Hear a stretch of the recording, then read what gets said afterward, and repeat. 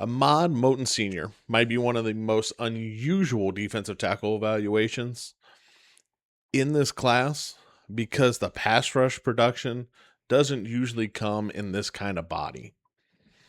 At 325 pounds, he's not just a space eater. He can fire off the ball. He has quick hands. He can produce, and he did with 4 sacks and 27 pressures from the interior in 2025. And he saved some of his best tape for late in the year. 2 sacks and 4 run stops against Virginia Tech. 2 more sacks again the next week against Pittsburgh. But this is not a complete third down profile yet. Tackling is unreliable. The range is limited. The run defense trails the pass rush despite the size, and the pad level can climb and lets blockers steer him out of his gap. Today we're going to break down Ahmad Moten Sr., my defensive tackle number 9, and why the interior pressure is real and what he has to prove in 2026 to become more than just a rotational rush weapon. Before we get into it, make sure you like, follow, and subscribe. Do all the YouTube things. We really appreciate it here at Draft Yoda. We are on our way to 100 prospects before college football kicks off. What's going on, everybody? Welcome back to Draft Yoda, where we're data-driven and prospect-focused. Ahmad Moten Sr. is currently sitting as an 8.81 out of 10, making him my defensive tackle number 9 and my 71st overall prospect going into college football this year. And he's a really interesting defensive tackle evaluation because the body says one thing, but the production and the tape says something different. When you see somebody who's 325 pounds, you usually expect the profile to start with run defense. You expect the selling point to be the anchor, eating up double teams, gap control, early down mass. But with Moten, the pass rush is the headline. He is massive, and he's a massive interior defender who can still fire off the ball, win with quickness, and create pressure from the inside. That is extremely valuable. Interior pressure changes games. Quarterbacks hate pass rush coming up the middle. They can't step up. They can't see clean through lanes. They're forced out of rhythm. And Moten has shown he can create that kind of disruption. But the question is whether the rest of the profile can catch up. Can he tackle more reliably? Can he make the run defense match the frame? Can he keep his pad level down? Moten started out at Cardinal Gibbons High School in Fort Lauderdale, Florida. Program known for producing Power 4 talent. And Moten was a part of that pipeline. 3-star recruit, signed with Miami as part of Mario Cristobal's 2022 class. And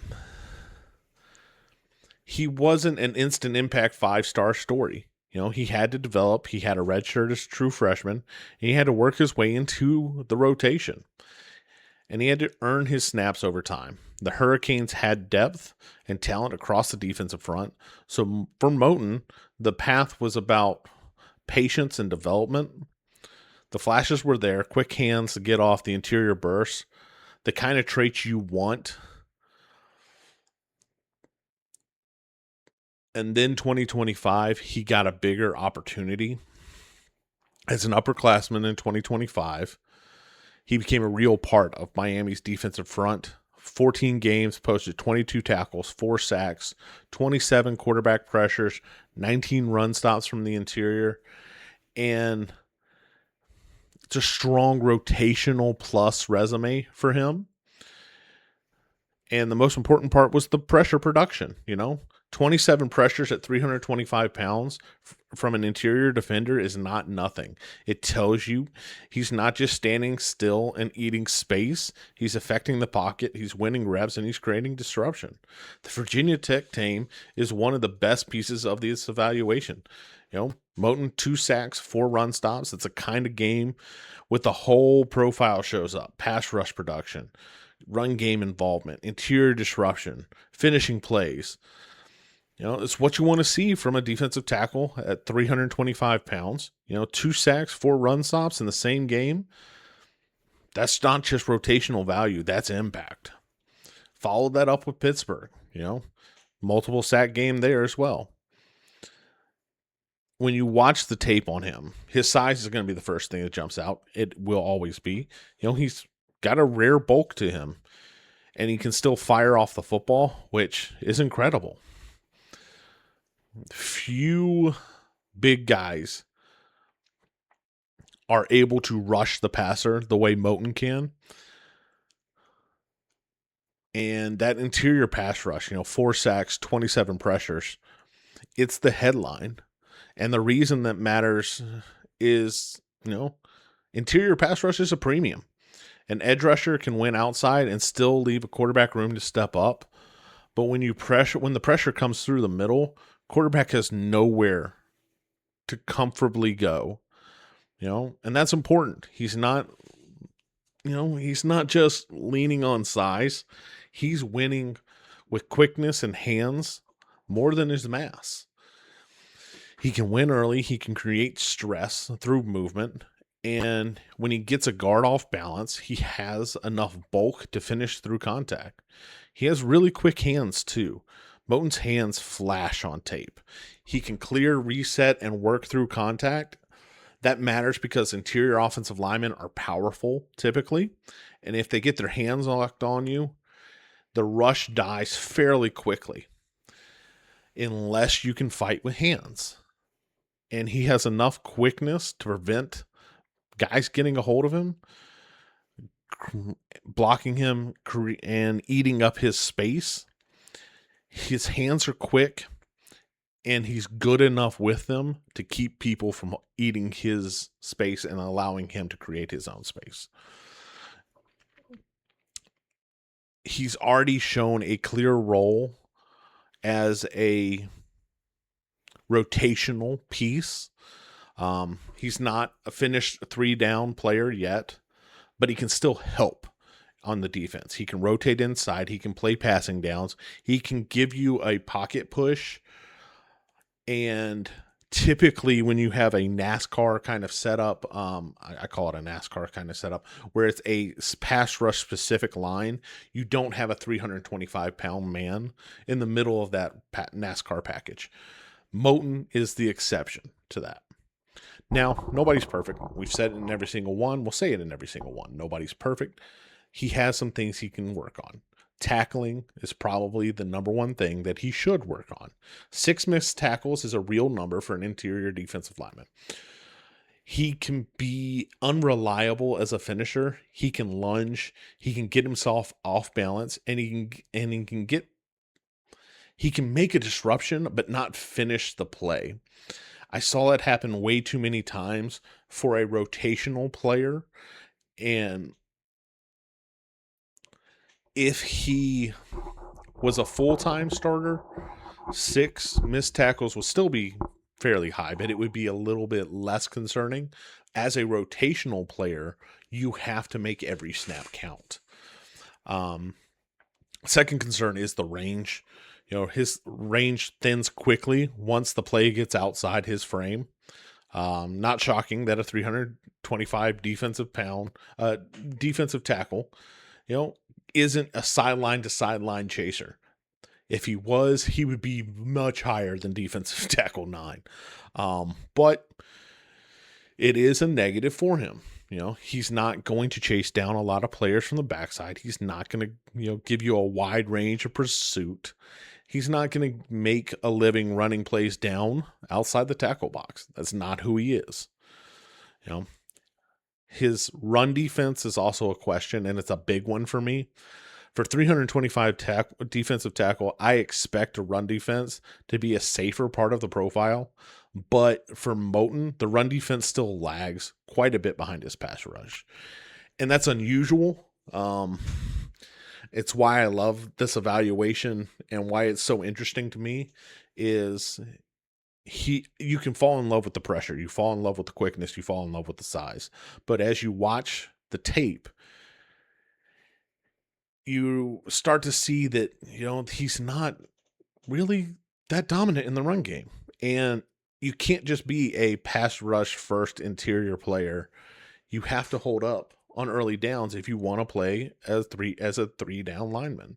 You have to control your gaps. You have to keep linebackers clean. You have to make the run game harder.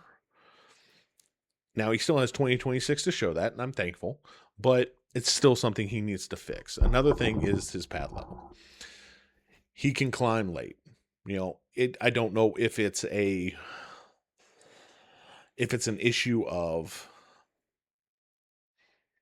conditioning or what may be leading to it, but you watch him later in games and he will be playing higher, and that he loses leverage.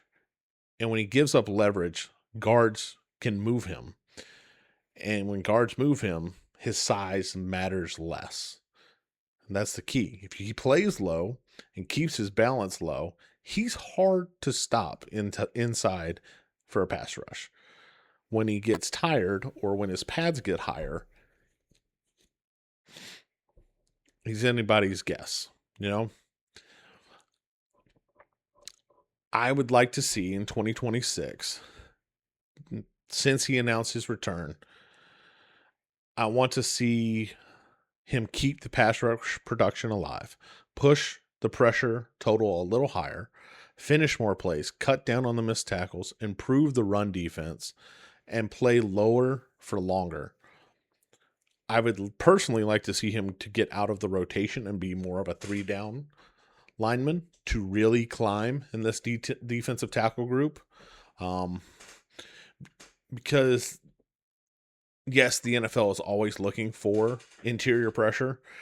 A 325-pound defender who can rush the passer is always going to get attention, but he needs to add a reliable run value to the profile for him to become the full package player to really climb in this potential draft class. Currently sitting at an 8.81 out of 10, defensive tackle number 9, number 71 overall. He's a massive interior defensive lineman. Rare pass rush quickness for somebody his size. He flashes the get off, quick hands, pocket push, and disruptive ability inside. But the range is limited. The run defense is limited. 6 missed tackles is way too much. And this evaluation, he has the ability to grow. Right now, he looks like a rotational plus interior defender who can give you some real pass value. But if he cleans up the tackling and makes the run defense match the 325-pound body, he can become so much more than that. He just has to show it on the field. That's what I think about him. That's how I view Ahmad Moten Sr. Is he one of the most underrated interior pass rushers in this college football season? Do you think he should be higher than defensive tackle 9? How much do you value a 325-pound defensive tackle who can actually create pressure from the inside? Drop your thoughts in the comments. Let's discuss it. Make sure you hit the like button, subscribe, and follow. We're on our way to over 100 prospects before college football kicks off. Clearly, we are already 71 in. We're just going to keep pushing. As always, I'm Draft Yoda, Bill Workman, your favorite draft nerd's favorite draft nerd. And we'll catch you guys in the next one.